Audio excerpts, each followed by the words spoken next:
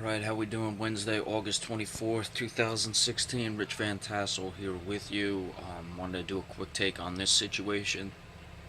Something I've talked about numerous times.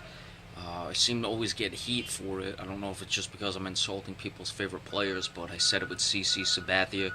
How these baseball players just get away with anything they want.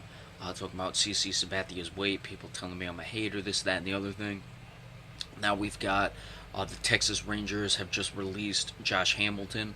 Hamilton was under a contract he had signed after he originally left Texas to sign with the Los Angeles Angels. He was getting about $30 million a year, I believe. They were showing the stats. He's only played 290 games out of a potential 648 in that time. And I'm just going back to what I've said very many times about baseball players. I mean, I used to really like baseball. I was a Red Sox guy. I mean, I'm guessing part of it could have been that they won a World Series and then a lot of the fun was taken out of it. But, I mean, I was even watching up until 2007, 2008 in that range. But I just realized how much, these guys are just so pampered in this league. And just there's no accountability for baseball players, and this is another classic example. I mean, he's set to still make $30 million next year whether he plays or not. I mean, come on. People want to call me a hater or whatever. Okay, yeah, I guess I am a hater. I don't find it at all appropriate that a guy cannot play at all, play less than half the time he was required, or that was available to him to play over the time he signed a contract, and he still made over $100 million, folks. That's not okay. And do I blame Josh Hamilton? Not really, because he's just part of the system. It's the Players Association, which he is a member of, but it's the agents for baseball players. I know Scott Boras is one of these guys. You had that situation a few years ago that also really turned me off. I know Scott Boras represents Steven Strasburg, where they didn't even make him or allow him to play in the playoffs because they didn't want him to get hurt, and he was going over his injury or his innings limit. I mean, come on, this is just not all right. And people are gonna tell me I'm hating this, that, and the other thing. I don't know what to say to that. You can't look at this situation and act like this is at all acceptable.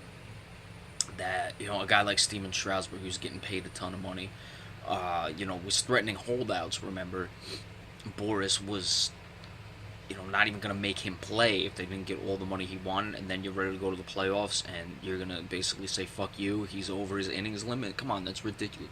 This situation with Josh Hamilton, the amount of money he's making, hasn't even played in half the amount of games he's been able, not able, that are available for him to play in since that time. And guys get hurt. That's fine. If he had missed one full season, be like, all right, he still would have played more games than he's already played now. But he's been injured off and on. He may not even play next season and still get $30 million. Mark Teixeira, they made him retire. He's still getting tons of money for that. Alex Rodriguez, look at the situation with him. I mean, now it's not A-Rod's fault. A-Rod wants to play. I'll give A-Rod a lot of credit. He's a guy who at least shows up to work and has done everything possible to want to play. They talk about how he sued the Players Association, this, that, and the other thing about his medical reports and stuff. Well, you know what?